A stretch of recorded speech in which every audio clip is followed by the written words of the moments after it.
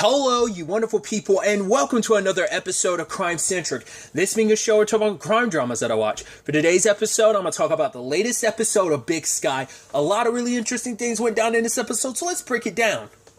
So immediately picking up where last episode left off, I thought it was so interesting because once again, we had like pretty much all main contestants in this storyline all together. We had Ren, Dono, Harvey, the four kids, Jenny and Cassie were there as well. And so while they're getting shot at by Dono, which they're under the impression it's Harvey shooting at him when it's not, because Harvey's off with Madison because Madison tricked him out of the house. Like, oh, I can show you where the bags are, where Max breaks in and cuts Bridger free while Harper's following Harvey and Madison. But then lo and behold, who comes into the house but Ren, and it's like, cool, that lady's the one there. Granted, she doesn't know about the kids' involvement. It's just happenstance. She happened to check out the crime scene, and Bridger checked it out too. But they're under the impression like she knows. She doesn't. If she runs into them again, because luckily Harvey didn't have time to bring up any of this info. Well, didn't have any time. He had to confirm it, and things were moving too fast. So he hasn't had a chance to tell Ren and Dono that the kids are the ones that have the drugs and the money. So they're in the clear in that regard, but they still know, right, we need to get away from her. They don't necessarily know about Dono, but they know about Ren, to stay away from her. And it's like, Bridger did have a creepy vibe about her. Luckily so. Dono and Ren are wandering around the woods the same time. Jenny and Cassie are like, because they were looking for him because, like, right, he had stopped firing at them because Ren is like, we got to get out of here. They got to hurry up and deal with this whole Harvey thing.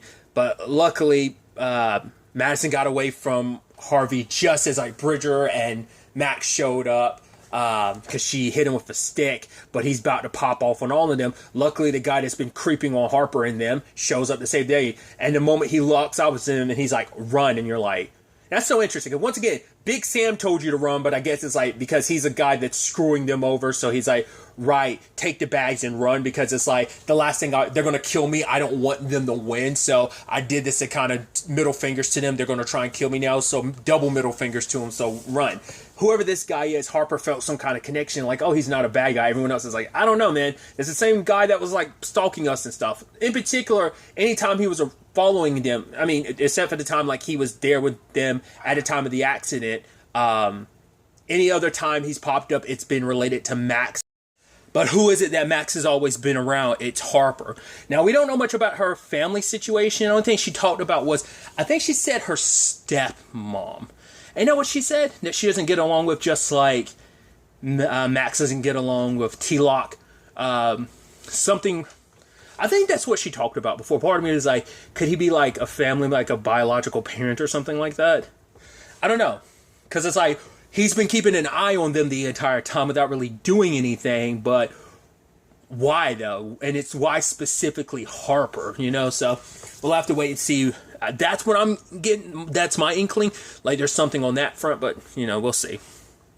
But they managed to get away. Home dude who got stabbed by Harvey because they struggled over the gun and Harvey ended up catching one. You're like, wow.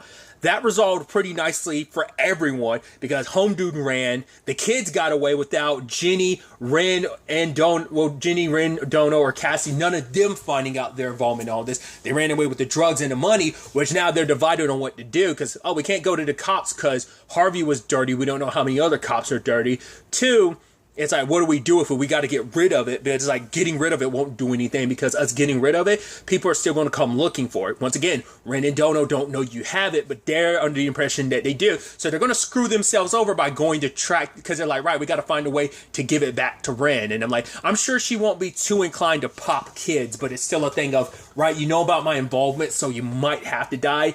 Dono might not be too above it, but Ren might have her reservations about it. It's like, oh, because she met Bridger too. She said, oh man, you seem like a cool kid. Sorry, I'm going to have to kill you now. Or at least I'm going to have to leave Dono here to kill you. So, but once again, she doesn't know about their involvement. So if they could find a roundabout way to give her back the money, it should be okay. But there's already been enough. Like, that's the thing.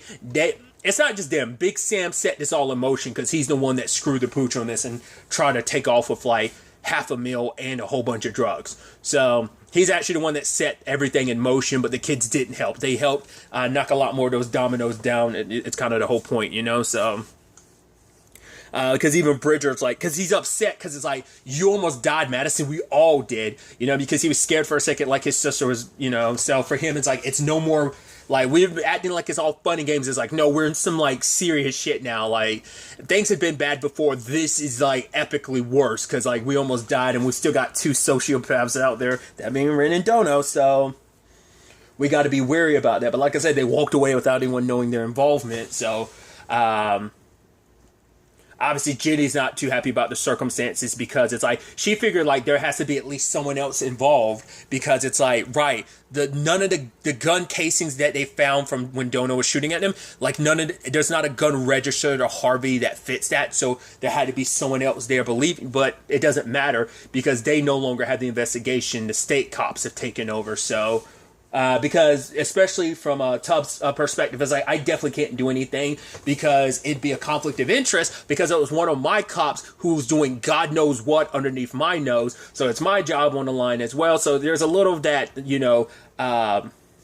self-preservation, but also it's just like, right, we got to leave it to them because this is their investigation now, but Jenny like can't let it go. But Tubbs is like, I've let you slide time and time and time again, and you keep kind of ignoring the chain of command. That's you. Once again, she wanted a badge because she needed something that would bring a little more stability to herself, but the problem is she's not the biggest proponent of rule following. I mean, because it's like there was so much leeway she got as a because the thing is, as a cop, she could do more than she could as a PI, but the PI gave a lot more freedom, so there's always give and take, and it's just now she probably feels like she's more on side of the take situation. It's just like there's more drawback than good. She tries to pump Travis for information about everything, but he's blocking her out. Understandably so, because Dietrich, who he's mixed up with, and it's the whole point, they were like, all right, let's get to the middle of this. But they didn't realize when they were sticking to Dietrich that we were in cartel territory. And now the cartel's reached out. He's directly connecting with Ren and Dono. So it's like, right, Travis has to, like, the state police are like, now that we're taking over this, cut out, because like Jenny and Cassie calls them too much of a ruckus. We need you to cut them out. Stop giving so much leeway. To be fair, I think there's also the aspect of, right, he doesn't want Jenny mixed up in all this. He wants her as far away from it. But he's also brings up a good point of like, right, you only come around like it's an arrangement. You just want to use me. Like, he's like, I actually care about you, Jenny, but it seems like this is a one-way street. Which even she recognizes, yeah, I think I do like him, but she just couldn't bring herself to say the words. I mean, last relationship she was in, was Cody, and that was complicated, and that was complicated before he died. Got even more complicated after he died. So I think that's probably why she's not so quick to pull the trigger on saying like, oh yeah, I like you, especially considering her circumstances and being undercover and everything, because it's like, right, it started off as fun, and it's like now it's potentially grown into something more, but we're trying to define it. Not the only ones trying to define things, because lo and behold, because Cassie and them are having their reservations about Tanya. It's like, we haven't been able to find her. It makes you kind of go, because apparently she was supposed to be staying at her sister's. But she rolls up on Dono and Ren, and she wants a piece of the pie now. She's like, right, I know what you guys are up to. Sam told me some stuff, but I can infer the rest. And she's like, yeah, I can help you out because I don't want to be a waitress for the rest of my life. I'm like, no, Tanya, no, Jamie, don't go dark side, Jamie, no. Jamie as in, once again, Jamie as in the actress who plays, Tanya. But I'm like, wow. I love that Dono's like, yeah, I have an infection. And he's like, you stabbed my favorite leg. Because Ren, it's like, right, you should have left town because, it's like, right, Dono will kill your family. He's like, I'll kill them all. I'll kill your, he's like, yeah, the whole family, all of them. I'm like, I love how, like, comic booky supervillain you guys are. I love it. But Ren appreciates, she's like, oh, a woman that, wants what she, knows what she wants and is going to, take the bull by the horns type of situation. Dono's kind of like, no, but Ren's like, sure. We still don't know what it is that Tanya is going to be providing. But the fact is, I wasn't expecting her to go full-blown dark side like this. But to be fair, I think this season's supposed to represent everyone trying to get what they want. Granted, it comes at a huge cost. It's like, right, these are the people...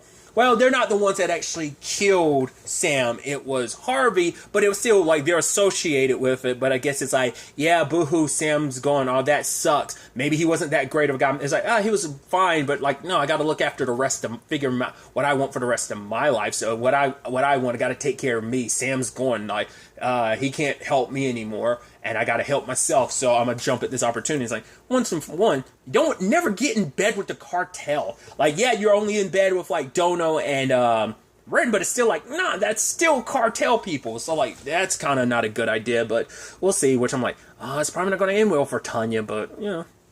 So there's already that situation, which once again complicates things a lot. Speaking of complications, Harper's actually going out looking for the guy because, like I said, she's like, oh yeah, there's something good in him, which even Max was like, no, we don't know Creeper. It's like, I don't call him Creeper. It's like, he was Creeper up until like your showdown, well, until your confrontation with him just now, where he actually helped, saved you. You know, he's like, yeah, he killed someone, yeah, but he killed someone protecting us, so I gotta find him, but I'm gonna be safe, which Max is so overwhelmed by all this, especially with all the news coverage about Harvey and everything, that she confesses to her mom. Is like, don't tell anyone. It's like, who would I tell? T-Lock. So it seems like she's gonna tell her mom everything, which I'm like, that could always go dark side, because your mom, I mean, she already told T-Lock about the $2,000. Two, there's also the aspect of she might feel like T-Lock might be able to help, not realizing how much of a scumbag he is, not willing to realize it. Or maybe she decides, we can actually use that money. Like, rather you, like, we could start a new life. We're talking $500,000, like, maybe where they were going to sell the drugs that, you know, which I think is so interesting, because, like, we're supposed to be in this together, but you and Max and Harper were kind of, like, planning behind Madison and Bridger's back, so it's kind of like, but it's kind of like, yeah, like, well, we're in the deep end now, so we have to like really, really double down on like our teamwork. But it's like, yeah, Max is kind of going behind everyone's back by confessing to our moms. And you're like, that's gonna blow up into an even worse situation. I'm curious, like, is she gonna keep this tight lip? I don't think she is. I think she is gonna talk to T-Lock about it, which is gonna be the worst thing. But we'll see. Other than that, we had Jerry's side of things this episode. Her dad walks into the office, which is interesting. Her mom is sick and is dying, but for Jerry, it's a thing. Because Jerry talked about it last season with Daniela and Grace about, like, her own complicated situation with her family, like them not being too receptive of her circumstances. And so it's like, right, like, her dad wants her to be there. It's like, your mom is sick and she wants to see you, and, you know... And it's like, for her, it's like, you guys weren't there for me. It seems more like it was on her mom, but it seems like her dad wasn't there either. Like, her dad kind of, like, was either the silent type about it, or he was just as, like, no about Jerry's circumstances, you know? And it's like, now that she's dying, you want me to go, like, apologize? Like, is that, you know, which he is like... For her dad's perspective, it's a situation of maybe we kind of don't deserve your forgiveness for the way we acted. But this is your mom. You only get one. And essentially, like, I'm asking you to do this one thing. It's not an apology, and nothing we do could probably ever make up for what we did and how we acted. But your mom is dying and she wants to see you. I just want to ask you this one thing. Because for Jerry, it's like, does she have any right to ask me of anything the way she treated me, the way she kicked me out? We haven't had any relationship. She hasn't had any relationship with her family since they kicked her out. Because she'd even talked to Lindor about it. She was like, yeah, when we were captured by Ronald, I made a promise, like, oh, I'm going to go see my parents. But then life happened, and it's just like, she just never bothered. Because it's like, why go track down people? Yeah, I might have wanted to see you, but, like, these are people who rejected me and kicked me out. But Lindor asked at the end of the day, like, does she want to see her mom? And she's like, yes and no, but she's so conflicted about it. But Lindor is like, you know, I'm not the best when it comes to, like, relationship dynamics and stuff like that. But he's like, I do know what it's like to have regrets. And if you don't get to see your mom, if you don't have that conversation with your mom now, you're going to play it over and over and over again in your head like 1,000 times after she's gone. And you'll never, because it's like, you're not doing this for your mom, you're doing it for yourself. This is about closure for you. So Jerry decides to go, she was leaving for a little bit to go visit her mom. And I thought it was kind of sweet, her and Lindor. It's like, right, he burned her a CD. She left in the book. I think it was like Wolf's book, but it's like, yeah, you could do this for Jim the dog. And it's like, cool. But I love that she just kind of, and it's kind of like a really adorable, like, just the way she asked it to is like, you don't think it could have ever been in us? And I'm like, and he kisses her, and I'm like, I think so. I think you two would have, it's already there. The chemistry's there, but the thing is, it's just like, yeah, things just didn't work out. Or, you know, it's just like, you know, he kind of fell for Cassie first, so it's in that complicated situation where you're like, oh, but still, like, you two would make such a nice pair. But it's like, yeah, Jerry knows where Lindor's heart is, and, you know, Lindor kind of knows, like, obviously he has strong feelings for, because Cassie's kind of where his heart lies, but I don't know whether that's a thing of, like, or was that supposed to be representative of no, there's still like there's no headway on the like Cassie situation, so like it's still maybe up in the air on which ways. But at least Jerry leaves like kind of happy, just like I think it's kind of I think she needed that little boost before going to visit her parents. So other than that, Jenny once again having to deal with the aftermath of kind of got iced out by Travis, so they go and celebrate with Jerry and knock a few drinks back. But then they see Dietrich and end up following him because apparently, like, I guess the benefit of this whole like cartel business is guns for whatever their whole operation is. It's like, right, once things kind of sour up with them, like, what are we going to do? And Dietrich's like, we'll find a new supplier. So his buddy Smiley followed them out, and they could have spun it to be just kind of like, because the way he hit her, I was like, you don't know she's a cop, do you? Because it's like, oh, like they were just people that were spying. But Travis rolls up and is like, yeah. Oh, who are they? Why were they spying you? They're cops. It's like, right. Travis has to sell them out because it makes them look better. Because if it ever comes out later on, like, oh, these were cops, but it solidify. Like he has to throw them under the bus so that he can certify his position amongst them, because it's like, right, we don't want to do anything crazy because they're cops. We're going to let them go. He's probably going to squirm, or he's going to find a way around this to make, but it's like, no, because especially if they're cops, like Dietrich's probably going to want them to disappear. So we'll see how that plays out. But like obviously, like Jenny's looking at Travis like, I can't believe he just sold us out as cops. But it's like, yeah, got to protect his own cover. But I'm sure in his mind too, like what he's got planned is going to keep them alive. Because if they're regular people, like Dietrich would be more likely to just make them disappear. But if he finds out they're cops, he's going to be less likely to do something. So we'll see where things kind of go from there. Another angle to this episode is the whole situation with Ronald, as Wolf gets deeper and deeper into like his underlying issues. Well, it turns out Ronald is mad at his mom. He's like, my mom's urges. He's like, my mom had her urges too. I was like, whoa. I was like, wait, are we going where I thought we were going last season? I brought up about him and his mom, and he's like, okay, never mind. If you're unclear, if you didn't hear my reviews, I thought there was going to be some incestual shit with him and his mom. Just their relationship, it just felt kind of like, it just felt weird. And I was like, I was thinking that's where that was, but no. Turns out his mom killed his dad. It's like my dad tried to get away from her and she killed him. And I was there and witnessed it. I'm like, probably more to that story. I don't know. But Wolf was kind of happy at first because he's like, this is a breakthrough. Well, it turns out the reason why he's so excited because he wants Ronald to confess. So that's what this all is. Like, so Wolf is trying to do the right thing to an extent. He wants Ronald to get to such a vulnerable place that he confesses for everything he's done. But it's more so because he wants to restore the Legarsky name. So it's not just turning over Ronald, it's getting Ronald to confess that everything that he did. So I guess it's like that way everything doesn't just fall on Rick's lap, it falls on his as well. But I guess it's like, it's a very roundabout way, but I guess it's like by confessing everything that you've done with an open heart and clear conscience, then it kind of like it gets rid of some of that stain that is on the Legarsky name. I don't know. Like I said, it's turning Ronald in and should be enough, but I guess you need more. Because they did such debaucherous stuff that you need that extra more to like... I don't know. I just think that's weird. Because he's even promising Scarlett, like, oh, I'll give you a cabin in Alaska. He also talks about a book deal, and I'm like, whoa. At first I was like, wait. At first I was like, are you going to write about Ronald? It seems like all of this is going to be... material for his next book. So not only will he benefit by being like, oh, I'll clear the Legarsky name, I'll also be the one that will be able to write a memoir about it, and I'm gonna get so much moolah, so much money from this. It seems like that's the direction he's going, because Scarlett has bought in, because he did say like this whole situation, it could either like, I forgot what the other way was. It was either like you either someone like doubles down and like their resistance, or they'll open up. And it seems like Scarlett opened up because she's trying to get Ronald to believe like, no, you can trust Wolf, but he's like, I don't trust him. At first I was like, it seems like Wolf might be. It's like you still didn't know what his end result is. Now we do, and it's like, yeah, it's not going to work.